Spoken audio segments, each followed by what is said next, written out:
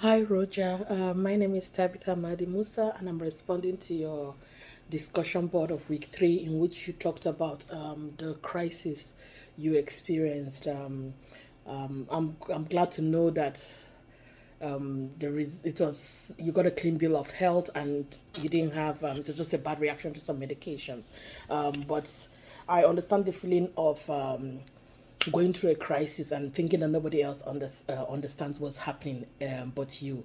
And I'm glad to know that that crisis or the perceived threat then moved you closer rather than just being overcome with fear. You moved closer to be with your family and to be closer to draw strength from God. I do agree with you that there is paradox in crisis because you talked about how sometimes your faith and your religious beliefs helps you through crisis. That's one of the things I've come to realize, especially in the challenges I've gone through. That most of the time, while you're afraid, there is also a strength that rises from that fear if you lean in to the positive. I know that um, James and Gillian talked about different opportunities or different ways in which people react pain, to pain or to crisis. Sometimes some people rise from it; they're able to strive and move without being haunted by the incident. Some people are haunted by the incident or the crisis for the rest of their life, and there are some people that just can't handle any crisis that comes their way and they break down and they require assistance for them to cope. The people that cope effectively bring out the positive from the incident and they draw strength and compassion from their incidents.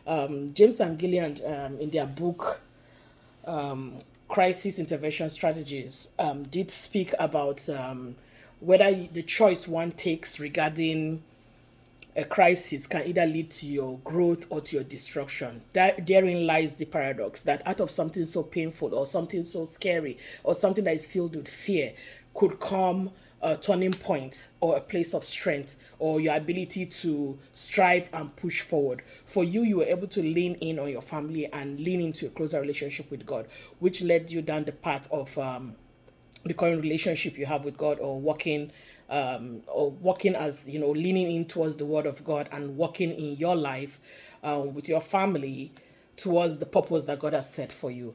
I also was interested. I like the point you raised in which you talked about the fact that a crisis can be looked as an obstacle or an opportunity or a voice to bring others to Christ. You leaned in and you talked about your faith, that our faith should be stronger than our fear. And you gave an example of Isaiah 41:10, which says, "Fear not, for I'm with you, but be not dismayed, for I'm your God." And for one of me, when it comes to fear, one of the Bible passages that I lean to, the ESV version, English Standard Version from Courseway Bible, is 2 Timothy 1:7-10, which says, God has given us a spirit not of fear, but of power and love and self-control. And what is literally telling us is that we don't flee from the crisis or from the things we go through, the challenges we go through, but we lean in towards the word of God because he has not given us that spirit of fear. So where fear comes, you use faith to drive away fear. And that has been something that I've leaned into in my own faith walk, especially through the various health challenges I've gone through, and leaning in and trusting in the power of God.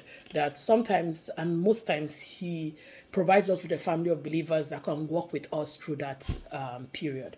So I am great. I'm happy that your outcome was positive and that it was not a severe health crisis. But I do understand the feeling of that fear of the possibility of what could happen. I look forward to hearing your response from this. Thank you.